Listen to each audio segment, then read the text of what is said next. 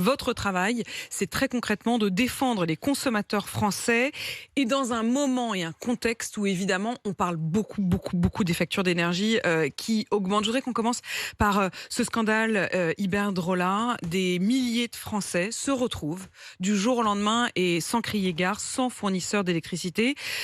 Qu'est-ce que vous pouvez faire pour les aider ? Bonjour Apolline. Effectivement, j'ai pris cette mission de présidente de la Commission de régulation de l'énergie au début de semaine. Et ma première décision, ça a été de convoquer Iberdrola, que j'ai reçu hier pour comprendre comment est-ce qu'ils allaient protéger leurs consommateurs. Ils font un choix d'entreprise qui est de dire « notre approvisionnement devient trop cher, on préfère aider nos consommateurs à trouver des contrats qui les protégeront mieux, plutôt que de les amener à avoir des augmentations de prix très importantes ».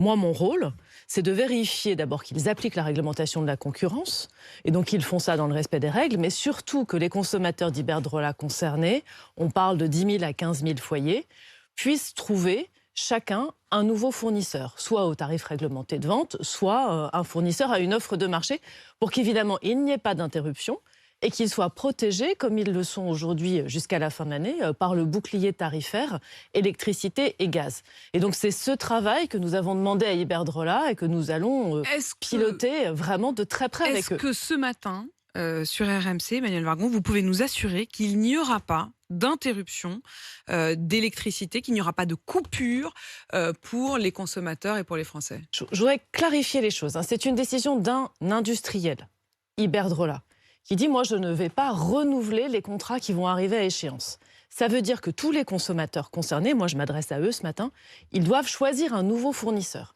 On peut les aider, on peut les éclairer dans leur choix. Il existe des comparateurs sur Internet mis en œuvre par le médiateur de l'énergie pour bien choisir son contrat. Certains contrats sont des contrats réglementés, les tarifs réglementés de vente du fournisseur historique. Mais il faut que ces consommateurs choisissent un contrat, ils ont un acte positif à faire. Et Iberdrola et Enedis, le distributeur, celui qui vous fait les branchements, va contacter chacun de ces consommateurs pour être sûr qu'ils font ce choix. Mais il faut que ces consommateurs choisissent un fournisseur. Ce que vous nous dites là, c'est que la balle est dans le camp des consommateurs. Exactement. Il faut que ces consommateurs qui ont déjà reçu ces courriers ou qui vont les recevoir, les ouvrent, les lisent et choisissent un nouveau fournisseur. Mais vous ne me dites pas protectrices. ce matin, quand je vous dis, Emmanuelle Wargon, est-ce que oui ou non, vous pouvez nous garantir qu'il n'y aura pas de rupture d'approvisionnement, qu'il n'y aura pas de coupure d'électricité? Vous n'en avez pas la garantie. Mais on met en place tout ce process de suivi pour qu'il n'y ait aucune rupture. L'objectif, c'est bien la moindre des choses, c'est que 100% des Français, quel que soit le fournisseur, et accès à l'électricité. Mais vous ne pourriez pas, dire, puisque vous parlez avec Iberdrola, leur dire impossible, interdiction absolue de couper l'électricité tant que vous n'avez pas la certitude qu'un autre fournisseur va prendre le relais. Absolument. Ça fait partie des sujets qu'on a abordés avec eux. On a abordé 2 sujets avec eux. D'abord, le respect de la réglementation et le fait qu'ils n'en profitent pas pour faire des surprofits. Nous, on sera intransigeants là-dessus.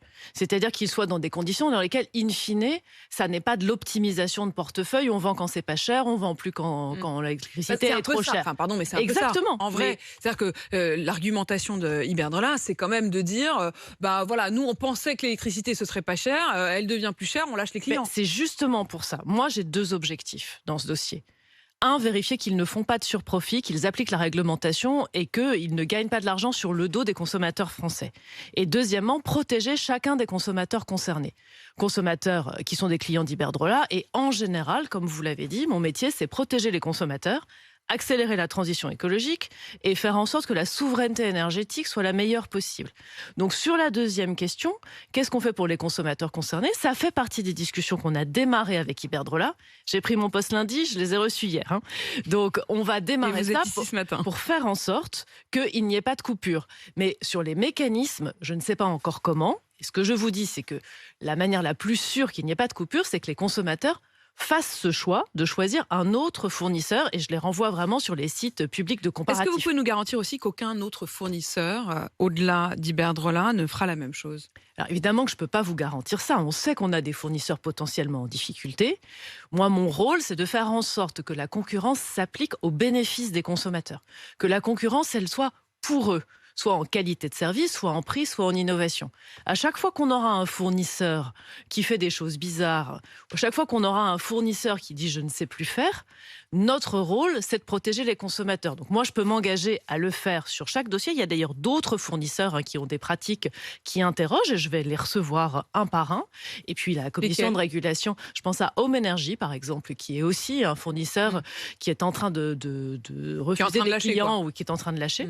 Et donc, mon rôle, c'est de faire en sorte que ça se passe bien pour les consommateurs. Je ne peux pas vous dire qu'on n'aura pas de fournisseurs dans cette situation. On a par ailleurs, il faut le reconnaître, un marché de l'énergie, de l'électricité et du gaz qui est en train d'exploser. Les prix du gaz qui étaient entre 20 et 50 euros du mégawattheure sont maintenant à 250. Les prix de l'électricité arrivent autour de 700. C'est des prix jamais vus. Et donc forcément, ça place le système sous tension.